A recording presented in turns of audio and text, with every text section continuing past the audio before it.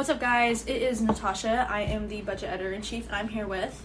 I'm Jack. I am the editor-in-chief of Budget Online. And I'm Morgan Reed Salisbury Jr., and I'm the managing editor of LHSBudget.com. So today we're going to be talking a little bit about false beauty standards. And so I want to preface this a little bit with talking about the Kardashians, queens.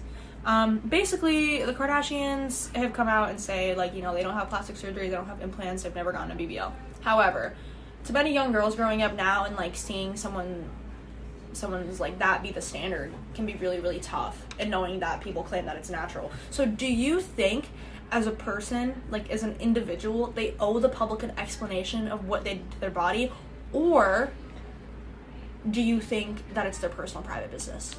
I would say I think it's kind of a privacy thing. I think a lot of that should be able to stay private. However, I think they need to be aware of, like, some of the damage that they're causing, and kind of maybe come out on the other side of the issue and be like, you know, make a statement, maybe not saying what they've done, but maybe saying how they feel about beauty standards and stuff like that. Mm-hmm. I agree. I was basically just going to say that. I feel like I don't think, you know, they're not required to do anything. I think that if random Joe Schmo on the street gets a nose job and a BBL, good for Joe Schmo. But, like, if you're Kim Kardashian and you have however many millions and millions of followers across every platform, like hundreds of millions, and you see people and you see the real harm that you have done and you can actively see that, it's like, I don't really know how you live with yourself not doing that. I think it's tough because from one end I'm thinking, like, yeah, you don't owe anyone an explanation, do what you want to do. But on another end, it's like these like women are setting beauty standards and, like, essentially, like, they're making money off of, like, their aesthetics online.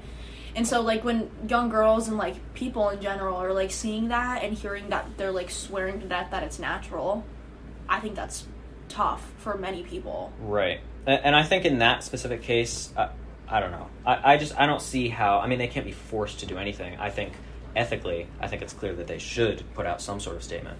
But I also think, like, at another level, it's like a social issue. It's like if your sense of self-worth comes from looking at someone else's body for you know, affirmation. I think that...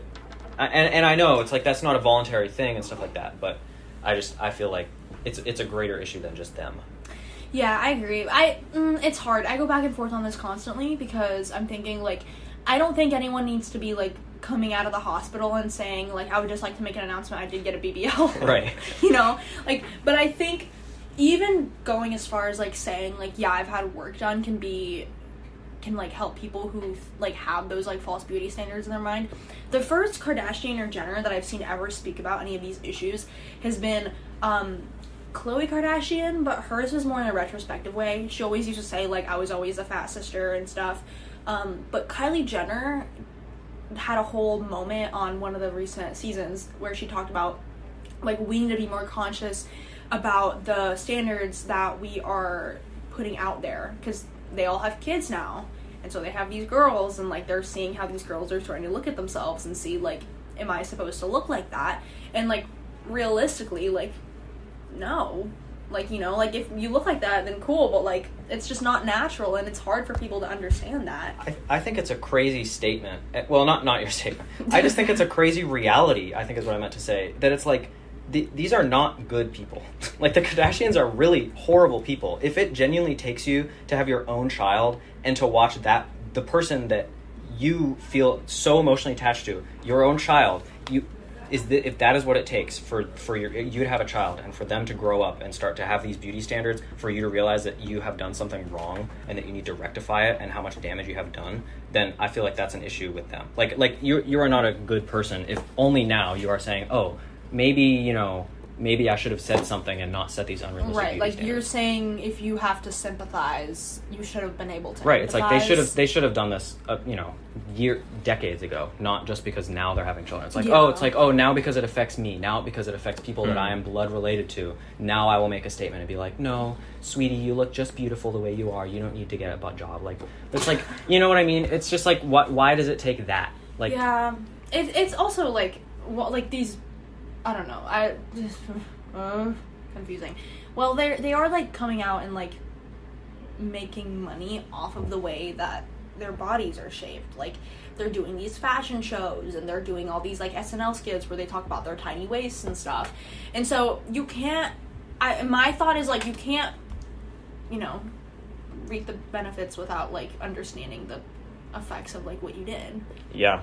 And it's definitely clear that, you know, body image is a huge issue now, so I think it's good to discuss these things. So yeah, and also I think like we don't have time to talk about that today, but like it happens with men too, like the whole drag thing we were just talking about with him getting like being on Ozempic. False standards are everywhere. I'm getting a BBL. Yeah, BBL Drizzy. Yep. Yeah. Well, thanks again for listening to this episode of the Budget Banter, and we'll be back next time.